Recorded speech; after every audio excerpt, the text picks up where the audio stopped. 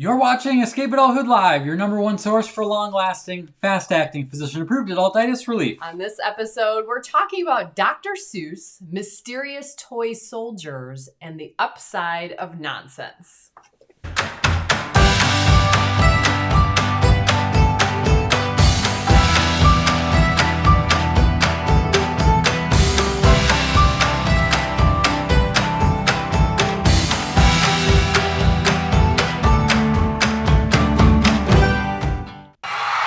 Greetings and salutations. This episode is brought to you by people like L. Hendricks, Lisa Pace Arnold, and Patricia Luther Zoe.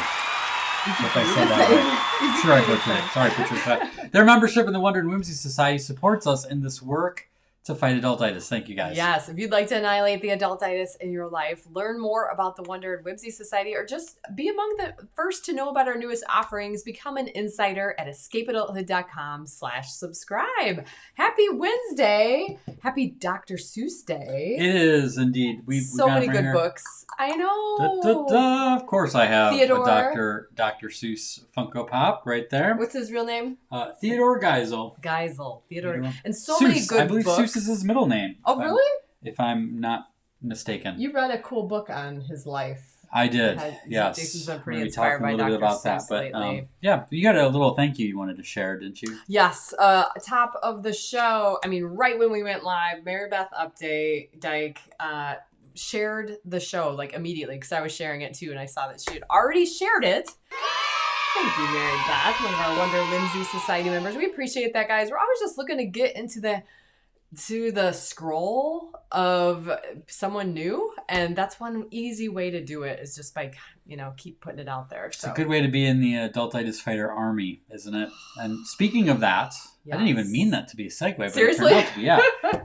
So every once in a while, we create new things specifically for members of the Wonder and Whimsy Society. And early this year, in January, we sent out a red envelope. I believe it was an envelope this time, with a brand new thing that we made. I think we've shared this before. This was a Adultitis Fighter zip pouch, and it's even got a little handy inside pocket there. Like a little section to it. But what's noticeable about this is we finally have it on the lemonade stand. This is one of those exclusive Wonder and Whimsy Society member products. So we have a few things every year that only are available to members. But a few of our members asked us, will we be able to buy more of those? And as of today, you can in the member-only store. Yay! Should be in the store under zip pouches. You should be able to find it. And pick yourself up some of those monkey socks while you're at it because they're going fast. Yeah, honestly, we're down to the last limited edition. Yes, the last little bunch. Also, pretty cool. We got something fun in the mail the other day. Yes. So, Penguins Can't Fly was published 2016, 2015, 16, something like that. Yep. And our wonderful agent has also shopped the rights around and has sold the rights to other countries. That sounds so official. Shop the rights around. It does. So that doesn't like go so highfalutin. 2015. Okay.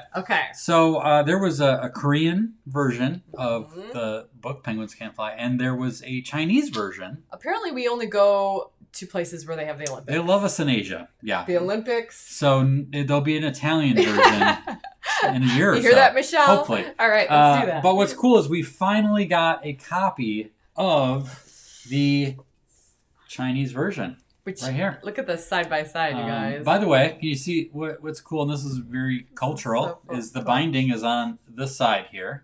Yes. And so just it's in like case. Almost like so open backwards. yours because I'm opening mine correctly. So yeah, the first page is right here. Opposite, which I'm not. Like look at this page in the comparison at the very beginning. Go one more. One more. Okay. Yeah, to where actually Marty is. Okay. Like, isn't that? Let me give you a little close up of that there. It's pretty cool, isn't it? That is and then of course really cool. their text they read, like, I guess up and down. I don't know how to describe it, but yeah, it's like sideways. An example here. Actually, let me pull up. I can pull up. Oh yeah, do that. Here, I'll hold it open for you. Of course, you can imagine when these came yesterday, us and the kids were just like giddy trying to figure out. And then you kind of want to look and see like if you can figure any of it out, and you can't. I mean, it's symbols. It's these beautiful Chinese symbols. Okay, here we go. So it's characters, you know. Why is it showing it upside down? It's not. Yeah, the cameras. I mean, I it's see. confusing enough as it is. Yeah. Maybe. There we go. Yeah, okay. We don't know what we're looking at, you guys. The book starts here, and look at they've got they took one of my little penguins here. A little jacket thing. Which guy is it? This guy? Did they pull this guy out? Yeah. And then they just randomly put him in there. Put him there, and then check out the back. I like the back. It's got a little comic strip in there, which is from the book. And they're reading. They're speaking in Chinese. I can only assume that they're saying what they're supposed to say. I hope they're funny. I don't know. But what other? Okay, yeah. So it's backwards. Look at what's on the balloon. There's nothing on the balloon. Fly. Here. Yeah, they took it upon themselves to do a little design liberty with the designs. I know. Sorry, Mike. I'm dizzy too. Just looking at it. He's dizzy. I do like how on the artwork, if the artwork has words, they basically translate it. So here you go. So look very closely. So that says, what is that? Never say never. Never say never, yes. What that's supposed to say. I love how they put the impossible and they kept the cross out. I hope that means that. I hope that makes sense. I know. There's a lot of faith that goes into this one. Here's the original of that one. So you just see how it's like never say never. And then they had the same kind of deal. There are some things, though, where I love how they just kept the blank there for some reason. Okay, so here's my friend Scott. Yep. And he's in there with his stuff. Okay, I love this one. This says, "Hello, my name is Bob," and they kept Bob. But they have the "Hello, my name is" like that. Yep. So how cool is this? We just are geeked out by this, guys. So thank you for playing along here. I don't know. It's pretty rad.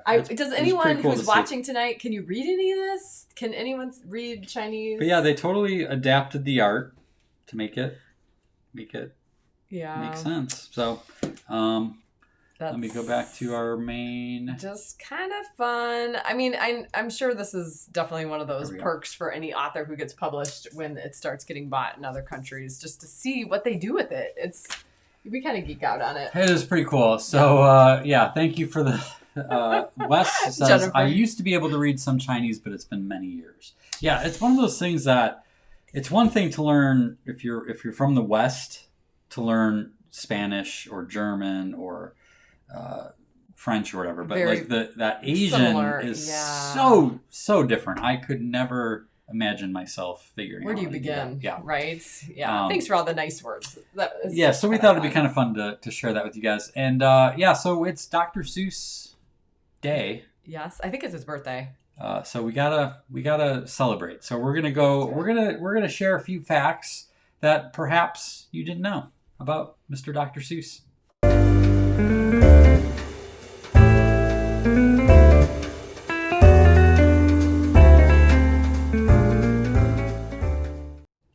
Okay, so fun facts about Dr. Seuss. We'll see how many of these you know. That's him right there. That is him. Oh my goodness! Right? You're not used to seeing him. Wow, that's amazing. This was pre-beard. Once he grew the beard in, he kept the beard, and but he never actually had any biological children. Okay. Did you know that? No, I didn't. Okay. So when asked, I love this. When asked why a writer of children's books has no children of his own, Seuss had a handy reply ready. He said, "You make them, I'll amuse them." I like that. But his first wife, Helen, his first children's book was an ABC book of creatures, and it came out when his wife, Helen, learned she couldn't biologically carry children. She passed away in 1967, and he married Audrey Diamond, who had 2 daughters. So he did end up having stepdaughters. But in the book, he talked about how it was awkward because he wasn't used to having kids, and so it took a while for their relationship to gel. So kind of interesting. The pen name Dr. Seuss began as a way to escape punishment in college. Oh my goodness. A little fun fact there, huh? So his real name is Theodore Seuss Geisel, often went by Ted.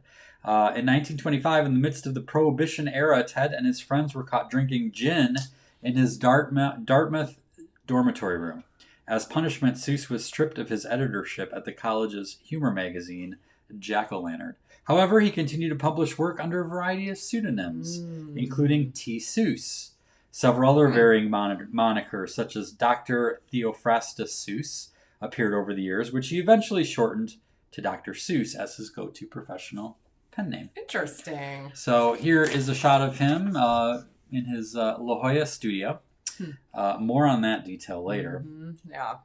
Let's see. Here's another fun fact. He was a extremely successful ad man before he became a children's author. He didn't become a children's author, It's so neat to see the much, little characters. much later. Right? It's obvious it's his. Yeah, so his first foray into children's literature. Let's see. Who knows what his first book was? Let's see if anyone in the comments. First published children's book was. It's well known, but it is a little bit more obscure.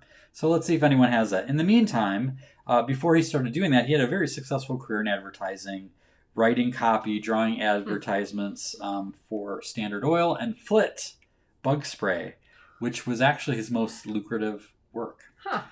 So Kara guesses Cat in the Hat. That is not actually his first one. Go dog, Hop on Pop. Good guess, Elle. Not one of the my first favorites, one. Elle. We'll see if someone gets it. Go dog, go. Nope. So we'll see if that comes up. I will share that in a second. So he actually went to war against Dick and Jane. He was not a fan. I was like, he was in the military. Well, actually, he was. He He joined the war effort. Him World War and II. Mr. Rogers, right? Yeah. So That's he did. He actually helped out with propaganda, I guess, and getting art? messages out to the troops and things like that. Interesting. Let's see. There we go. Amy Payne. To Think That I Saw It on Mulberry Street was the first published book. That is and very famous for that being his first. Fun story. He had pitched around to a bunch of publishers, was as the story goes, on the way home to throw it in the garbage. And across the street was a friend from college who he hadn't seen in a while, who happened to work at a publishing company. And they got talking about it, and he asked him to bring it up to show their people, and the rest is history. Wow. So just think, if that wouldn't have happened, if he was walking down a different street, perhaps we wouldn't even be talking about Dr. Seuss today. Wow. It's kind of cool how that works sometimes. So you started to say he went to war with Dick and Jane. Yeah, so Tell us more about that.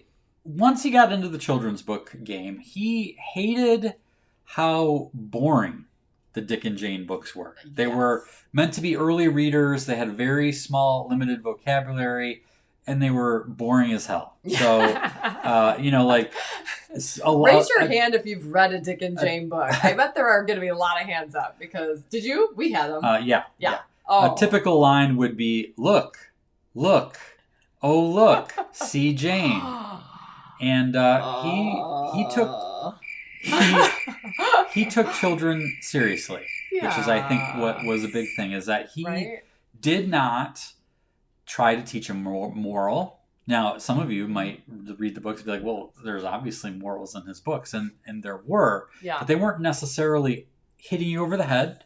It wasn't this intentional thing. He basically looked at them as peers. Like he took them seriously. And so he had 40 books to his name, and he used 40. nonsense, strange vehicles, animals, nonsense, the author's way to communicate with children in general. Also, the other thing is that he was one of the first people to realize that the parents were buying books. And so the rhymes, they were fun to read to their kids. So a lot of the parents got on board with the Dr. Seuss books, similar to Pixar these days, right? Right. But I love this quote. He said, when asked about writing for children, Seuss said, "I don't write for children, I write for people." And I think that kind of sums it up. And then his all-time most popular book, best-selling book of all time, Green Eggs and Ham, was created on a bet. You've told me this story. You knew that one. So good, you guys. If you don't know this story, watch out. This is a good one. So one of the biggest, as I have been reading his biography, one of the biggest frustrations for Dr. Seuss was that he had such a limited number of words. They had an approved list of words for children. And it was like 150, 200 words or something. And he was just so frustrated at it because he said, we could put harder words in there as long as you have the picture of what that word is. The kids would then understand it's actually what good the for word them. is. Right. And later he was able to fight for that and was able to do that when he But had obviously Dick and Jane weren't doing control. that. They were sticking to the list. So right? he worked like a Dickens to use this very limited vocabulary and still have a book or a story that was interesting and fun. Yeah. Well, his editor, Bennett Cerf, bet him at one point. I believe Cat in the Hat maybe had like 150 words in it or something like that. He bet him that he couldn't write a book using 50 or fewer words. And that's where Green Eggs and Ham Dr. came Seuss from. won that bet. 1960s Green Eggs and Ham. It is the story of Sam I Am trying to convince an unknown character to eat green eggs and ham. Sold more than 8 million copies since publication. Yeah. And that's interesting. And I have the list. Here are the words. That's the words so, in that book. Would you be able to create a best-selling book with only these words? So if you've ever sat by a new reader to listen to this book, which we have for all 3 of our kids, you do appreciate how repetitive it is. And there is a huge amount of confidence a child gains. This was one of the first light bulb books for all 3 of our kids because of that. Because you can do it. And once you figure out the pattern, you can it just keeps repeating, but it's a legit solid book. It's not one of those 10-pagers that make you feel like you didn't even read a book, right? So it's pretty neat. There were two things that that's cool that stood out to me as I read the book. I forget what the book is called. I want to say about his life. There are obviously many written about him, but it is amazing how much effort he put into every book. You'd think like a very simple children's book, just whip it out in a weekend, month. No, he just labored over every word, every drawing, it was impressive to see his level of commitment to each and every book.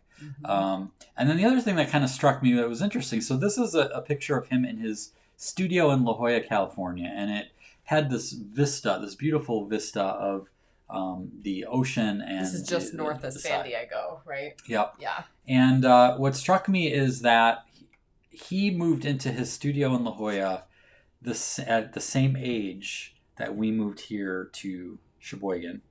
And we're in the process of renovating our studio, and it'll have this beautiful view of the trees and the Lake Michigan. And it was kind of cool because it made me think, like, not that I'm on the level of Dr. Seuss, but it made me like think. And then this is the other thing is Cat in the Hat, The Grinch That Stole Christmas, Green Eggs and Ham. Yeah. He did not write until after he was older than me. I think he was like 50 something when he wrote those books. So you think of Dr. Seuss, you think of that was his career. That he spent all this time reading or writing books, and that's what he's known for. And it was really, like we said, he was an ad man for a long time. And then he really hit his groove once he hit into his 50s and 60s. And so it makes me wonder, like, what's ahead for me, you know, because it's an artist. I'm very proud of the career I have and the artwork I've made and things like that. But it's kind of neat to think like, wow, like I'm moving into a new studio. There's a new chapter for me, and who knows what's ahead. So it's kind of neat too to think that his ad career probably made him a better children's author and illustrator, because think of advertising and all you have to accomplish in a small amount of space, right? There's so much objective to the art. So I bet some of that really gave him a special must be nice when it came to doing similar objectives for children. Yeah.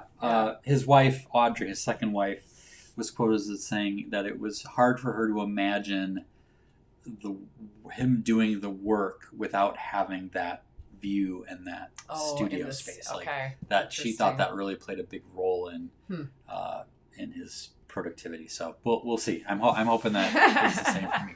So there you go. Little fun facts about Dr. Seuss. Maybe some of them you already knew, but maybe kind of new ones. So Theodore Geisel, thank you for all that you brought to the world. We salute you on behalf of millions and millions of people worldwide. Good stuff. And now, a word from our sponsors. All right, guys, we have a website to share with you tonight regarding the Escape Adulthood Summit. You've heard us talk about this, but we have this website to share, escapeadulthoodsummit.com/professional. And this is kind of a neat place, especially if you are in a position where you really want to come and there's a chance that maybe your employer or professional organization that you volunteer with or whoever you serve, right, is willing to invest a little professional development funds. This is a great website to share with them. So we kind of put this together in mind for the thought process of like, what does this do for you professionally? You know, obviously there's so much self-care and wellness that goes into all of our work. But professionally, you know, honestly, we're working with groups all over the country. Last week we worked with McDonald's. There's all sorts of groups we're working with that help them professionally. So we translate these same principles into the summit. And before we start talking a little bit more about that, I want to call out those who have come to a summit. And I know there's a lot of you here tonight. Stephen just made it, right? How has the Escape Adulthood Summit helped you professionally? I would love to hear from our summit alumni as we kind of chat about this for a few minutes, because that just helps us even identify things that we're not even thinking about. Yeah, so obviously one of the big things that is huge is mental health. It's a mental health break, a chance to refill your cup. Many people who come to the Escape Adulthood Summit are caregivers of some sort, and whether it's in healthcare, education, or social work. We've had a lot of different types of people over the years, and it's a really great opportunity to recharge your batteries, especially after 2 years of pandemic craziness. But really, there's also an opportunity to re-embrace creativity and tap into a little bit more of an innovative mentality, I think, which is really important. It gets you thinking differently, thinking outside the box. And not getting stuck in the ruts of best practices. I mean, so many groups we go to, they all best practices state, they're like the holy grail, right? But in this time of constant change, if you stick with your best practices, you are going to get shut down. Like, you will not exist. Like, the constant flow of change, it's just more rapid than it has been in the last 10 years, would you say? Like, yes. Change is just constant. So just letting you see with new eyes and being able to bring those tools back to your workplace and say, hey, here's an opportunity for growth. Here's an opportunity. And you all of a sudden become a leader on your team because you are looking at things with fresh eyes. Yeah. So let's see. We got a few comments here. Let me see if I can pull it up and make sure it gets up here. There we go. There's Tracy. Hello, Tracy Miller. So, Tracy, love the creative ideas I gain from everyone to create fun in the workplace. Also, love to have it at the end of summer to gear up for a new school year. Yeah, that's what obviously it doesn't work for everybody, but when it does, it's like, yes, yep. Right? Paul, make connections with like-minded people. Yeah, so it's kind of a cool networking opportunity. Yep. It's something that when you come to a summit, you'll have opportunities to connect with people, but also connect with them through different groups that we have throughout the year, and to be able to share ideas back and forth like that. So it's kind of a really cool resource like that. Stephen says, spreading a childlike spirit in my team. Yes, just kind of whether it's stress relief, keeping them up during difficult times, challenging moments. Any good leader, especially today, should be concerned about morale and engagement and retention. Yes. So that's a very big, and what is it? The war for talent. War for talent is that these are keywords that we're hearing all over the place, you guys, because you can't afford to lose anyone. You can't, and you definitely can't afford to lose good people. So the opportunity for investing in your people, letting them shine is right now. Yeah. Right. Kara says that she felt rejuvenated. Nice. Shannon says helps me manage my sense of wonder while creating wonder for others. Ooh, yeah. So that's also a big thing. But yeah. Yep. So this website, escapeadulthoodsummit.com/professional, is designed to be a page for you to show your boss, because it explains the benefits from the boss or employer's perspective and why it's helpful. And one of my favorite things is the little little groups that we have that come every year. Yes. We had a little contingent from Texas last year.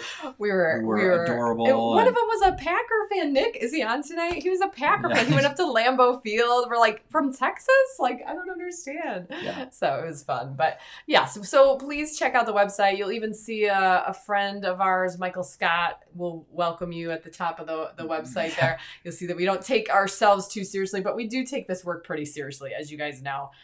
So we hope that there's new opportunities for those who can join us. Absolutely. So go to escapeadulthoodsummit.com/professional. The dates are August 1st and 2nd. We will be in beautiful Park City, Utah at the DeJoria Center. Not going to want to miss this one. We've got some really fun things planned and up our sleeves. Life moves pretty fast. You don't stop and look around once in a while, you could miss it. I love macarons. I had my first one only a few years ago, but it was love at first bite. Not only am I always on the lookout for ways to get them in my belly, but I decided it was time to get them into some paintings. And they're so cute and colorful after all, and thought perhaps keeping myself busy painting them would distract me enough to keep me from eating them. I like the whimsy that comes from playing with scale, making something smaller or bigger than it would be in real life. Perhaps this reflects my early fascination with dollhouses, dioramas, and micro machine cars. One day, I was doodling in my sketchbook and it occurred to me that a macaron looked a little bit like a flying saucer. Well, my imagination concocted a great scene in which an army of macaron UFOs descended upon a field of grazing cows. Naturally, one cow would have to be taken as a specimen for further experimentation, sucked up by a powerful tractor beam. I like the idea that a painting like this begs the viewer to ponder some questions. What kind of planet did these strange sweet ships come from? What will become of the cow? And where will the farmer imagine it went when he awakes in the morning to find one missing? Yes, it's all nonsense. But that doesn't make it useless. Dr. Seuss once said, "I like nonsense. It wakes up the brain cells." Perhaps these nonsensical questions will wake up our brain cells so they will be firing on all cylinders when we need to tackle more vexing challenges in our lives. Answers tend to be found by people asking the most questions, and sometimes the answer to a problem is hiding in something that looks a lot like nonsense. Maybe someday soon, one or more of Earth's most pressing problems will be solved thanks to a discovery on some faraway planet. After all, it wasn't that long ago that space travel was nothing more than science fiction. Sometimes nonsense makes the most sense of all. It's one of my favorite paintings. You like that one? I do. And Jason, I can attest to your love for these wonderful little cookies that I can't pronounce. I call them macaroons. I know there's a big debate that people really feel strongly about, so I prefer not to have that debate tonight.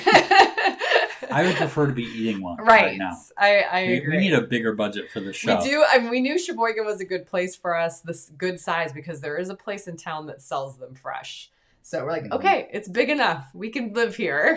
Yeah, it'll work. But yeah, I think that sometimes it's easy to laugh off nonsensical things. We sometimes, as adults, we get so caught into thinking of things a certain way, the way we've always done them, trying to be realistic. And I look at someone like Elon Musk, who is working on getting us to space, going to Mars, doing all these things. And in the meantime, even though some people might think it's a frivolous pursuit by a billionaire trying to beat other billionaires into space, guess what? In this process, you can call it vanity, you can call it whatever you want. They're learning new things. They're creating new technologies that someday will benefit, well, they already are, but will benefit our humanity hugely. And it, starts out by just like crazy ideas. And again, like a lot of the things that were seen in science fiction as like, well, that's crazy. Like, those little video phones that we have in our pockets now that the Jetsons have, those are a real thing now. So I think it's important to be reminded. Flying cars. Yeah, but I like teleportation would be good. Right. But I just think it's important that we shouldn't just laugh off whimsy and nonsense because there's some power hidden in there. So wanted to give you that reminder tonight.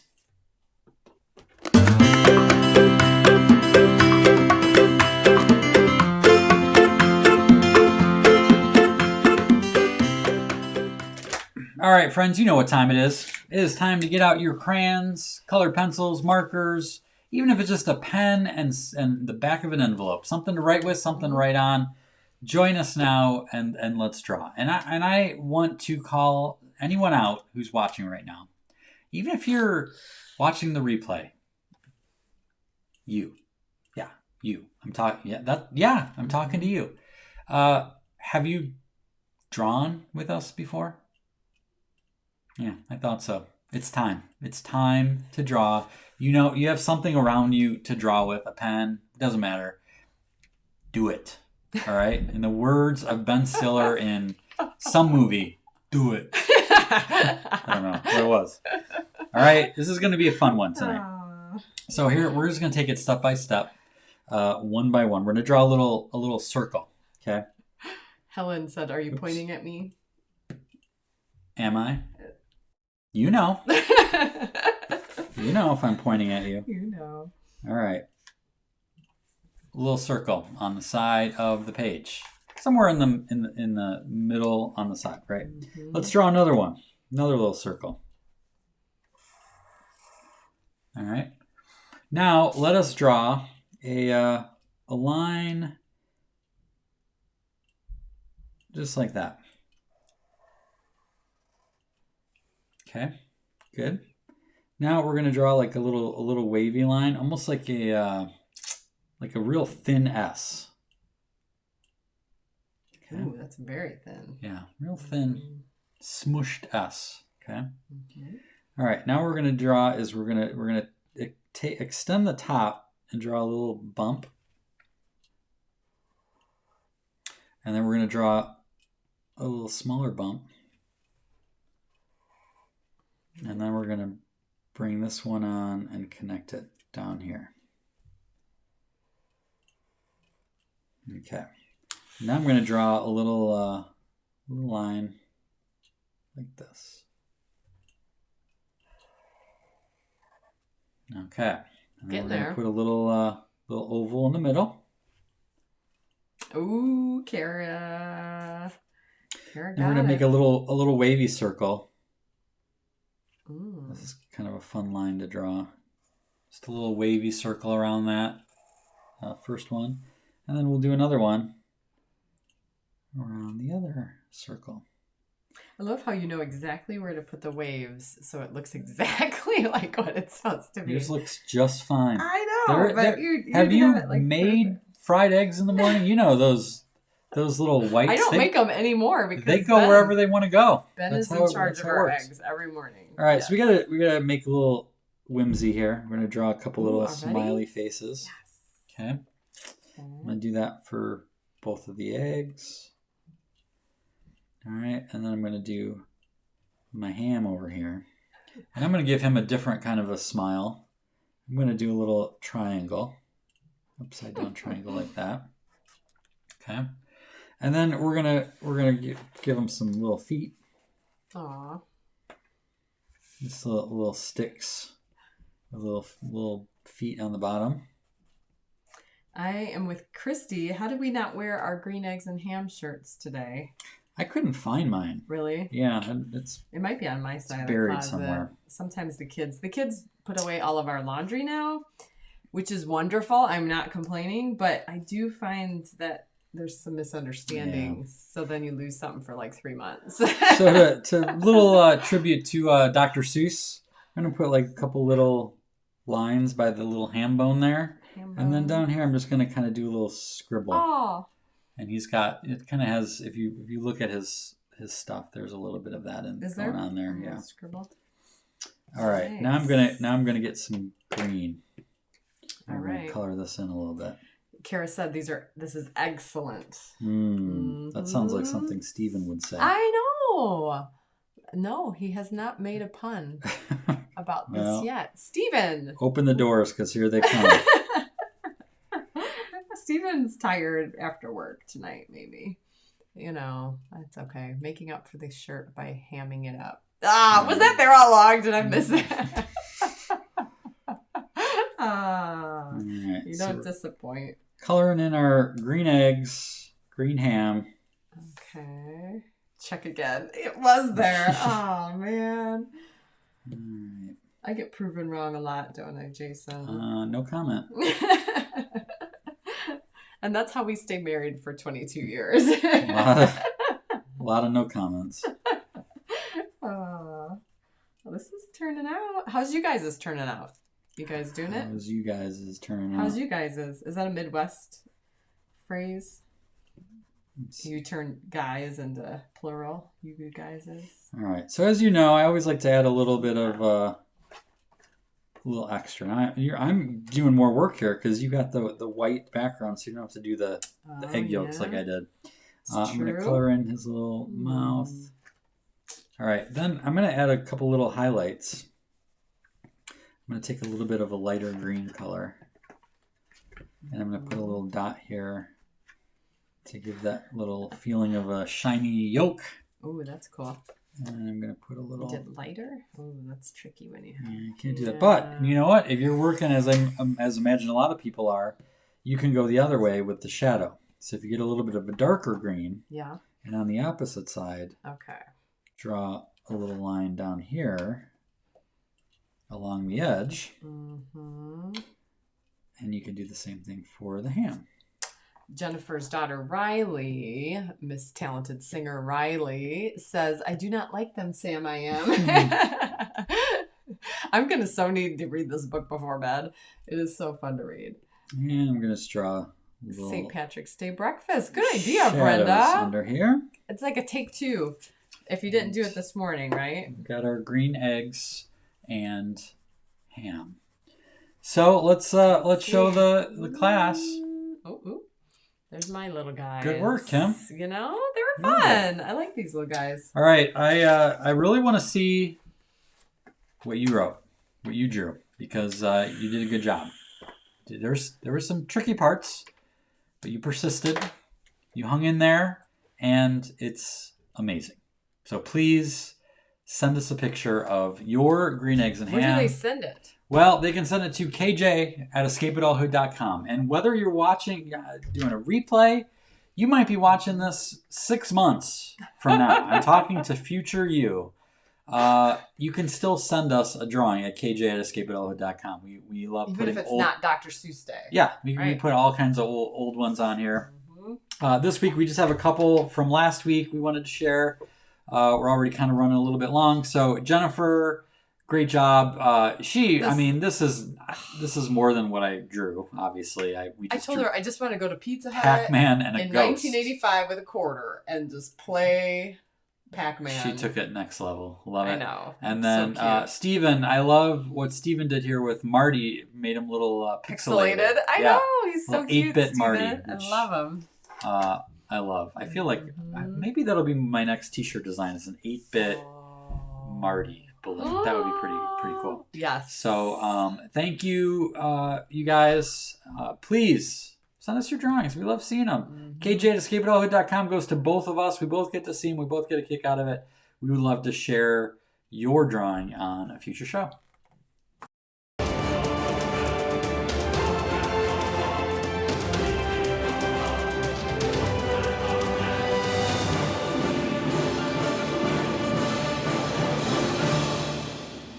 Ready to have your mind blown? Uh-oh.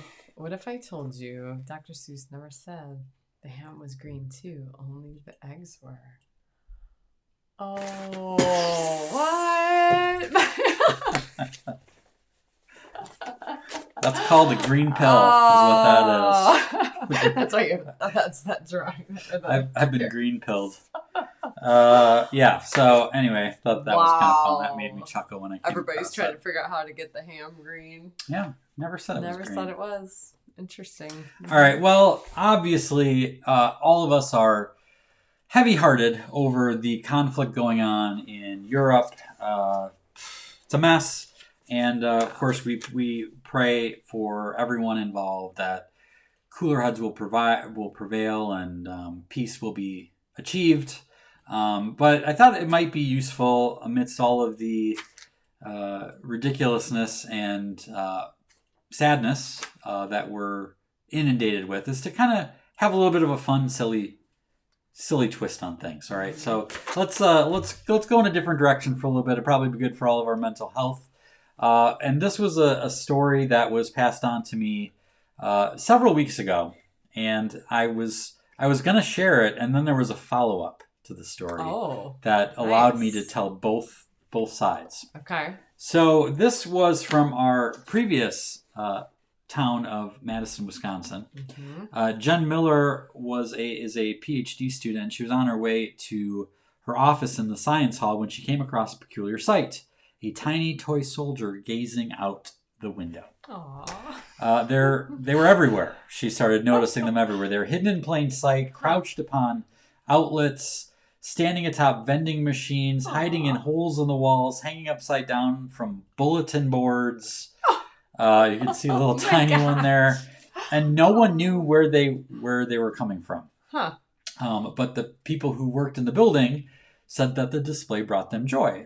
Miller said the past few years, students haven't necessarily been able to enjoy campus as freely as they normally do. It's nice that someone decided to do this random fun thing to liven things up. So there were a lot of theories over what this was about. Well, this was a story that appeared in the Cap Times, which is one of the newspapers in Madison, and the people involved saw the story and they're like, "Oh my gosh, that's us! I'm doing that." Yeah. So the mystery of the toy soldier takeover was solved. So the masterminds behind the invasion have come forward. Ellen Weiland, Sarah Kubiak, and Andromeda Swissdorf, three UW-Madison seniors, explain the saga began 4 years ago as a prank. During Kubiak's freshman year, she organized a group of friends to hide toy soldiers around their dorm. Then she enlisted more people to scatter the green men, expanding operations to different buildings. Others took notice, posting pictures of the scenes on Snapchat. We realized it was super fun and people were enjoying it a lot, which was the big kicker, said Kubiak. The idea comes from her childhood. Get your Marty out, because it's going to be very familiar. Pokey. When she'd stash tiny troopers throughout her house. Aww. Her family would also play along, moving the figurines around for Kubiak to find. So, fast forward a few years, she comes to UW-Madison, University of Wisconsin, recruits Weiland, statistics and actuarial science major, to help out. Oh my gosh. And the pandemic halted their mission in 2020. As it did many of ours. But on the evening of January 31st of this year, they saw an opportunity to bring the tradition back. Aww. They added Swissdorf to the team, who Kubiak met in an online class. And they did it at night, because the joy is that no one sees us do it, and then they can be found the next day. Now, for the latest round, Kubiak purchased a package of over 100 toy soldiers, and they put them all throughout the science hall. Three friends spent nearly 2 hours in the building, tucking the troopers away in silly spots, like on coat racks and bulletin boards. She hopes that when they graduate, other people will step on and carry the ritual on. She said, the sight brings people joy. I've just had fun hiding the soldiers, but the fact that it could go on and other people enjoy it too, that's what would make me happiest. So now the interesting thing is, all of a sudden, tiny dinosaurs have popped up next to them, some appearing to be chomping on the toppled over troopers. And this leaves the campus with yet another mystery. Weiland, Kubiak, and Swissdorf said they had nothing to do with the dinosaurs. We have no idea. We just put out the soldiers. It's contagious, you guys. Adultitis fighting is contagious. And this story is proof. How cool. I'm so proud of Madison.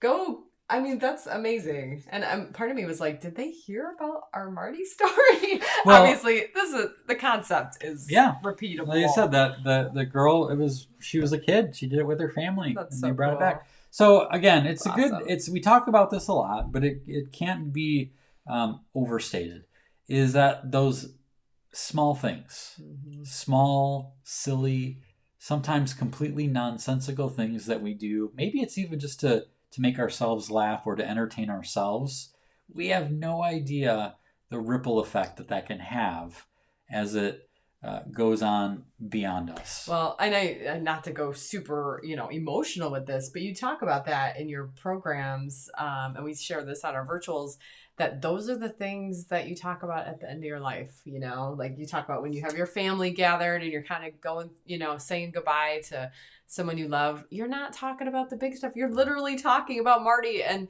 the toy soldiers and that time you went out for ice cream in your pajamas. That's the little things make all the difference. So, Adultitis Fighter, if you are watching, consider yourself challenged to do something silly, a little nonsensical, even if it is to make yourself laugh over the next 24 hours, maybe this weekend. And you never know where it might lead.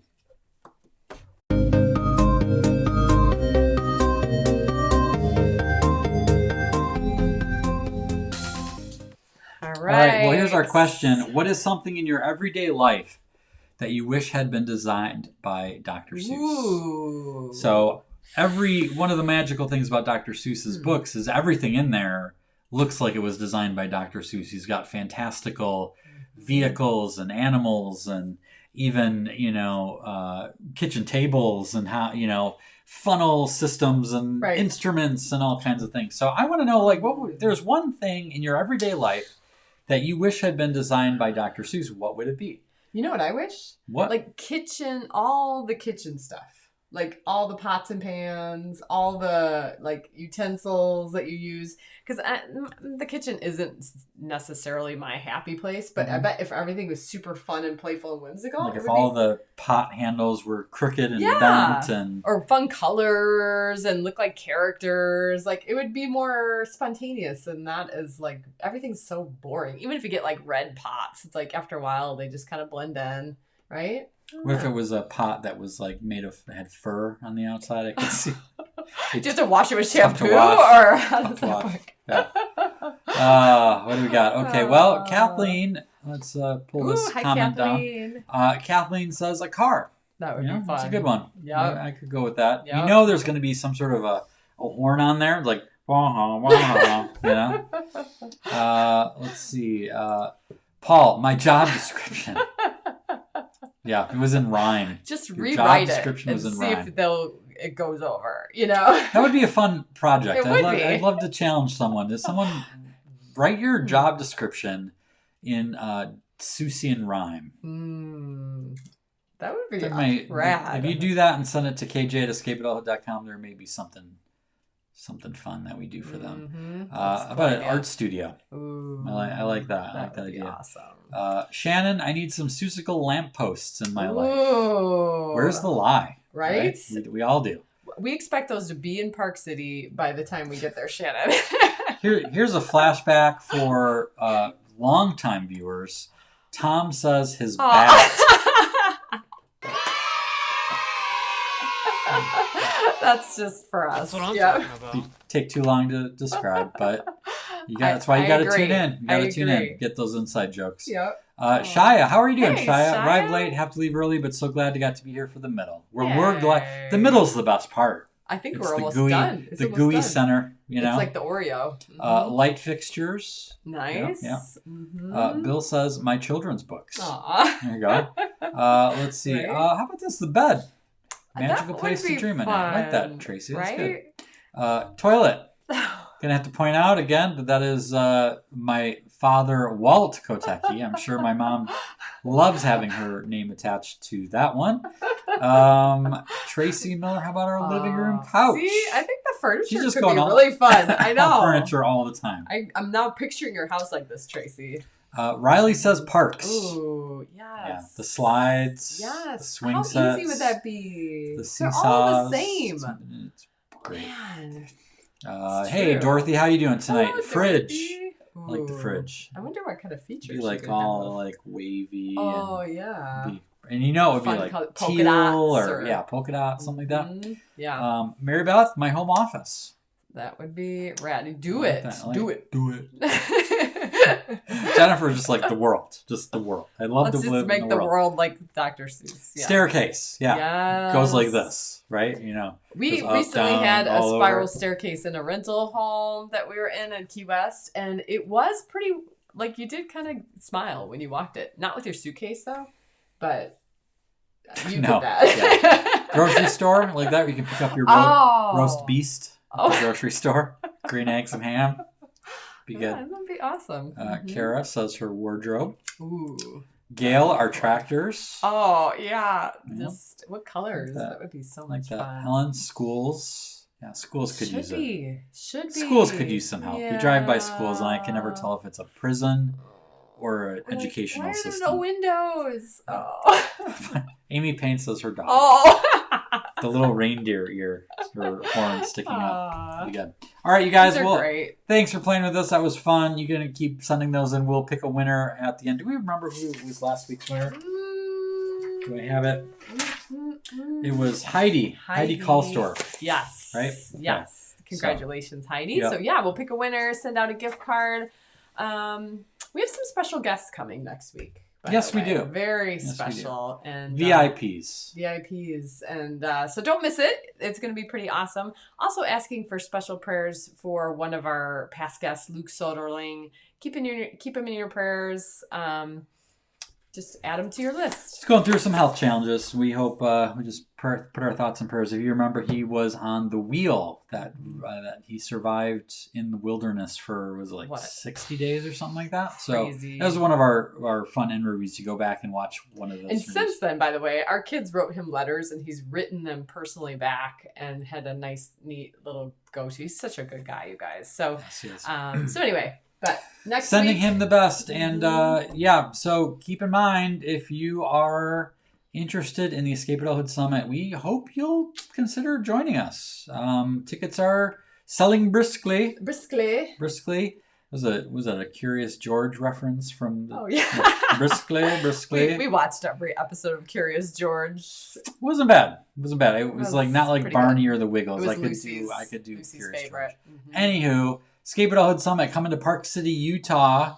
We hope you'll join us. It's August 1st and 2nd, 2022. Sweet. It's going to be awesome. EscapeAdulthoodSummit.com. Get your golden tickets now before it's Pronto. too late. Mm-hmm. And that is it for the show. Until next time, Adultitis Fighters. Yes, shine on, spread whimsy, and be awesome.